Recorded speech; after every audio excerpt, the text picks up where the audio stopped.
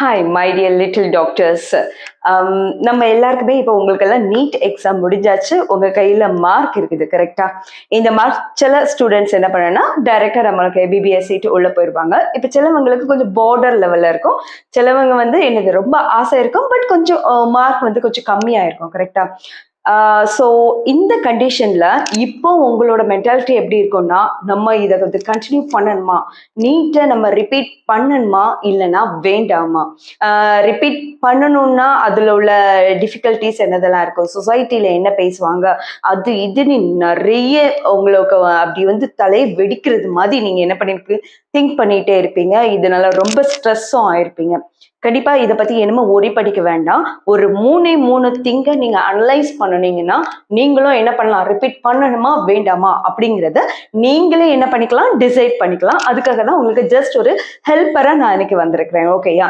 இதுல ஃபர்ஸ்ட் வந்து என்னன்னா, இது தெரிஞ்சதுதான், நம்ம ரிப்பீட் பண்ணணுமா வேண்டாமா. இஃப் எஸ் நம்ம பண்ணணும்னா why need to repeat, ஏன் நம்ம ரிப்பீட் பண்ணுறோம்? ஒன்றுமே கிடையாது. ஒரு ரூமில் நீங்கள் மட்டும் போய் உட்காந்துக்கோங்க, சரியா? உட்காந்துட்டு உங்களை நீங்களே ஒரு 3 கொஸ்டின் கேட்கணும், சரி?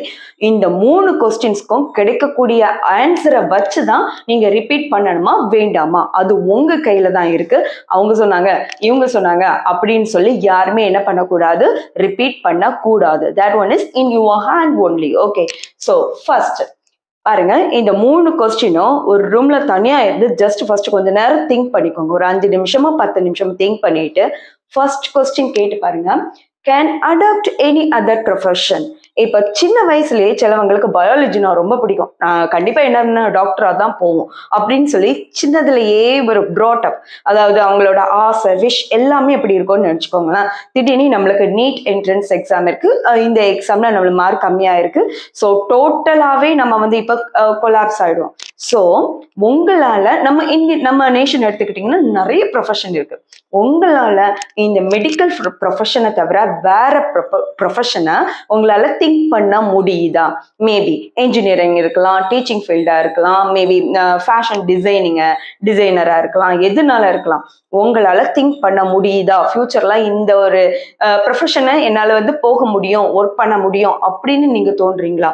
அப்படி ஓகேன்னா இல்ல எனக்கு வந்து என்னது கண்டிப்பா என்னால வந்து அதெல்லாம் அடாப்ட் பண்ண முடியாது அப்படின்னு உங்க மைண்ட்ல வந்து தோணுச்சுன்னா நீங்க வந்து நீட்டை கண்டிப்பா என்ன பண்ணிடலாம், ரிப்பீட் பண்ணிடலாம். ஓகே, என்னால அடாப்ட் பண்ண முடியும் அப்படின்னு நினைச்சீங்கன்னா தாராளமா நீங்க என்னது நீட்டை விட்டு நீங்க வெளியே போய்க்கலாம். ஓகேயா? ஸோ போன பிறகு நம்ம திங்க் பண்ணக்கூடாது, ஐயோ நம்ம இன்னும் ஒரு வருஷம் நம்ம கண்டினியூ பண்ணியிருந்தா நம்மளுக்கும் என்னது நீட்ல கிடைச்சிருக்கோம், அது லைஃப் லாங் நம்ம மனசுக்குள்ள இருந்து உறுத்தவே கூடாது. ஒரு டைம் டெசிஷன் தான், பட் ஸ்ட்ராங் டெசிஷன். ஓகே, தென் அடுத்தது எனி ஃபயர் ஆர் ட்ரீம். என்ன மேம் ஃபயர்னா நீங்க வந்து வேற எதுவும் திங்க் பண்ண வேண்டாம். ஒரு வந்து அதாவது என்னது, ஒரு உங்களுக்குள்ள ஒரு நெருப்பு, கண்டிப்பா நான் டாக்டரா தான் ஆகுவேன், எனக்கு இந்த மார்க் இப்ப குறைஞ்சிருக்கு, ஓகே பட் அடுத்தது அப்படின்னு ஒரு ஃபயர் உங்க மனசுக்குள்ள வந்து இருக்கணும். இன்னொன்னு நான் என்ன சொல்லிருக்கேன்னா ட்ரீம் நீ சொல்லியிருக்கேன், நம்ம அப்துல் கலாம் ஜியோன்னு சொல்லியிருக்காங்க, எல்லாருமே அந்த கனவு காணுங்க. கனவுனா அந்த கனவுல இந்த பூஜா ஹெக்டே வர்றது அந்த கனவெல்லாம் கிடையாது, சரியா? எந்த கனவுனா எந்த கனவு நம்மள தூங்க விடாம பண்ணுதோ அதுதான் உங்களோட கனவு, அதுதான் உங்களோட விஷ். ஸோ மெடிக்கல் நான் நீட் படிக்கிறேன், ஸோ படிக்கணும், இன்னைக்கு என்னால் நான் படிக்கல ஏதோ தப்பு செய்கிறேன் அப்படின்னு ஒரு எண்ணம் உங்களை தூங்க விடாம இருந்து கண்டிப்பா நீட் படிக்கணும்னு ஒரு ஃபோர்ஸ் இருக்குதா, உங்களுக்குள்ள ஒரு ஃபயர் இருக்குதா அப்படின்னு நோட் பண்ணுங்க. அப்படி இருந்தேன்னா தாராளமா நீங்க நீட்டை ரிப்பீட் பண்ணலாம். ஓகே, அடுத்தது பார்த்தீங்கன்னா think about relatives, neighbours and society. கண்டிப்பா நம்ம ஒரு ப்ரொஃபஷன் நம்ம வந்து ஒரு டைரக்டா ஒரு ஆங்கிள் போறோம்னு நினைச்சுக்கோங்களேன். இந்த நேரத்துல அவங்க என்ன சொல்லுவாங்க, என்னோட நெய்பர்ஸ் என்ன நினைப்பாங்க, என்னோட என்னது ரிலேட்டிவ்ஸ் என்னதெல்லாம் நம்ம பார்க்கும்போதெல்லாம் என்ன சொல்லுவாங்க, சொசைட்டி என்ன நினைக்கும், இப்படி ஒரு எண்ணமே வேண்டாம். நல்லா நினைச்சுக்கோங்க, இன்னைக்கு நம்ம எப்படி இருக்கோமோ அதுதான் சொசைட்டி பேசும். இன்னைக்கு நம்ம கோச்சிங் சென்டர் போயிட்டு இருக்கோம், நாளைக்கு நம்மளுக்கு கண்டிப்பா என்னதாகலாம், நீட்ல பாஸ் ஆகி நீங்க டாக்டர் ஆகலாம். அப்போ இதையெல்லாம் மறந்துடுவாங்க, அவங்க நீட்ல படிச்சாங்க இப்போ டாக்டரா இருக்காங்க அப்படின்னு தான் ஒரு எண்ணம் வரும். ஓகேயா? ஸோ இந்த 3ஐயும் ஒரு ரூம்ல இருந்து நீங்க திங்க் பண்ணுங்க. திங்க் பண்ணும்போது உங்களுக்கு பாசிட்டிவ், ஒரு வெரி, ஒரு ஃபயர் அதெல்லாம் உங்களுக்கு தோணுச்சுன்னா கண்டிப்பா நீங்க என்ன பண்ணலாம், நீட்டை ரிப்பீட் பண்ணலாம், பயப்படாம ரிப்பீட் பண்ணுங்க. இப்போ ரிப்பீட் பண்ணும்போது நமக்கு டூஸ் அண்ட் டோன்ட்ஸ் நீ ஒரு 2 இதை நம்ம வந்து ஃபாலோ பண்ணணும் கண்டிப்பா. நல்லா நோட் பண்ணிக்கோங்க. என்ன மேம் சின்ன பிள்ளை மாதிரி டூஸ் அண்ட் டோன்ட்ஸ் எல்லாம் சொல்லிட்டு இருக்கீங்க? கண்டிப்பா நம்ம நீட்ல பாஸ் ஆகி நம்ம அடுத்தது நல்ல மார்க் எடுத்து நம்ம வந்து டாக்டர் போகணும்னா கண்டிப்பா ஏதாவது ஃபாலோ பண்ணி தான் ஆகணும். ஓகேயா? இதுல ஃபர்ஸ்ட் டூஸ் பாத்தீங்கன்னா அனலைஸ் யுவர் செல்ஃப். கண்டிப்பா வந்து உங்களை நீங்களே என்ன பண்ணணும், அனலைஸ் பண்ணி தயவு செய்து எழுதி ஃபிளாஷ் கார்டு மாதிரி அங்க எங்கேயும் போட்டு வச்சுக்கோங்க. ஓகேயா? அதுல ஃபர்ஸ்ட் அனலைஸ் என்னன்னா வேஸ்டிங் டைம்.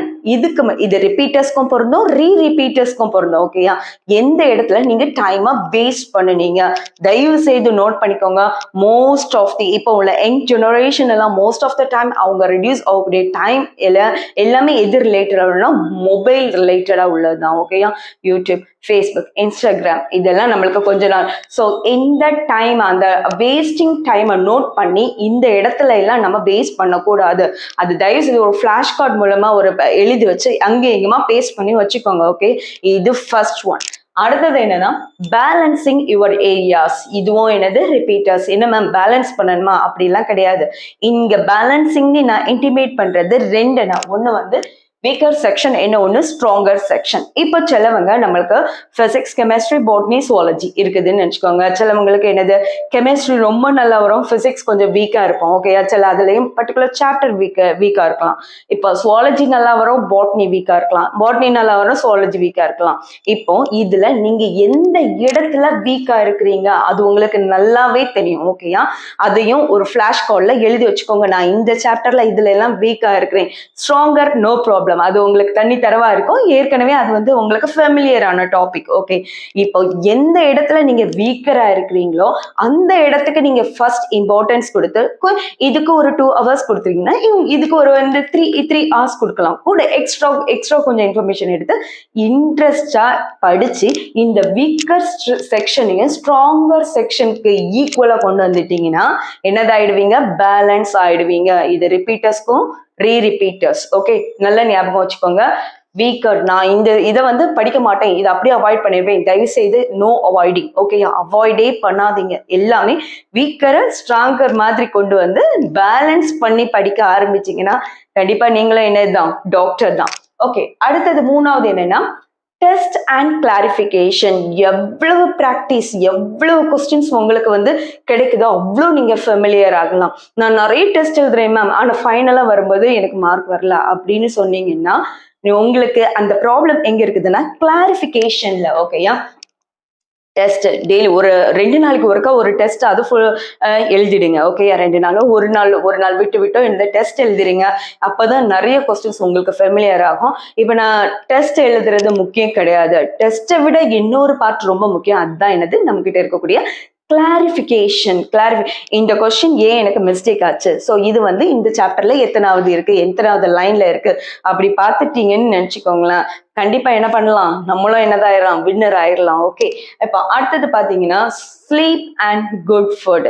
இப்போ நம்ம சொசைட்டில ஒரு ராங் பெர்செப்ஷன் எப்படி இருக்குன்னா, நீட் படிக்கிறாங்களா 24 மணி நேரமும் புக்கு சோறு தண்ணி இல்லாம படிக்கணும், அது படிக்கணும், ஒண்ணுமே கிடையாதுங்க. ப்ராப்பரான டைம் ஷெட்யூல், நம்ம அதை ரெண்டாவது இன்னொரு நாள் பார்க்கலாம். நம்மளுக்கு ஸ்லீப்பிங்கிறது நம்ம பிரெயினுக்கு ரொம்ப ரொம்ப இம்பார்ட்டன்ட். என்ன ஒண்ணு நல்ல ஞாபகம் வச்சுக்கோங்க, நீட் வந்து கஷ்டமான எக்ஸாம் கிடையாது.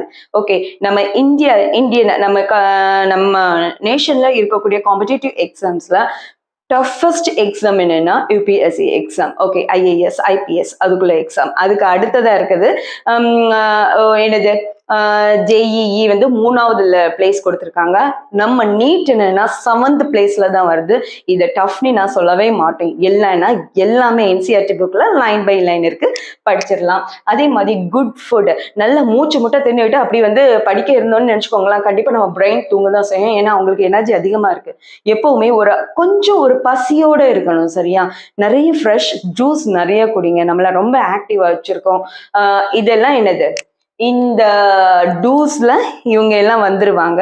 ஒன்ஸ் ரிப்பீட் பண்ணணும்னா இதெல்லாம் கண்டிப்பா நீங்க என்ன பண்ணணும், ஃபாலோ பண்ணி தான் ஆகணும். டோன்ட்ஸ் இதுதான் ரொம்ப முக்கியம். ஓகே, யார் எதெல்லாம் நம்ம பண்ணக்கூடாது. ஃபர்ஸ்ட் பாத்தீங்கன்னா time killer that one is equal to our life killer.